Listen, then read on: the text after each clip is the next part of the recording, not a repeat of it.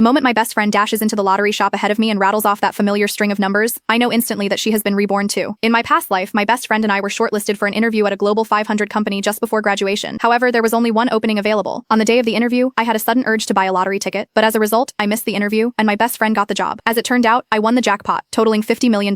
After graduation, I lived a carefree life, lounging at home and living off the interest. Meanwhile, after entering the company, my best friend was paid little and got bullied every single day. Eventually, she vented her anger on me and shoved me off a rooftop. I died from the fall instantly. After my death, my boyfriend covered for her, twisting the story to claim that I'd gone mad from idling too long and jumped on my own. The two of them fed on my misfortune, becoming influencers with millions of fans and raking in fortune. When I opened my eyes again, I am reborn to the very day I bought that lottery ticket. Boss, I'd like to buy a lottery ticket. My best friend Shayla Lane ran past me and dashed into the lottery shop. When she breathlessly shouted out that string of numbers I knew by heart, I instantly knew she had been reborn too. After she got her hands on that lottery ticket, Shayla spun around and shot me a triumphant look. Sorry Bella, but this lottery ticket is mine. Bella Knight didn't seem to care. I wasn't planning on getting one anyway. It was obvious Shayla didn't believe what I said. She let out an icy snort and placed the lottery ticket into her bag. Impossible. It was because of this lottery ticket that she trailed off suddenly. I knew exactly what she wanted to say. Shayla shot me a smug look. I won't be attending the company's interview. Since you like to work this much, I shall give you the spot. I nodded. In that case, I would hand over the luck of winning $50 million to her. Without hesitation, I spun on my heels and hopped on the bus to attend the interview at the company. At night, I returned to the dormitory to see my boyfriend Aaron Sharp with his arm draped casually around Shayla's shoulders. In my previous life, I was blind to the very end, only realizing when I died that the two of them had hooked up. When they saw me return, neither of them panicked. Instead, their expressions were openly taunting. Aaron shot me a look of disgust as he declared, Bella, the person I truly love is Shay. I only dated you because your family had two shabby apartments. But now, things are different. Shay has just won $50 million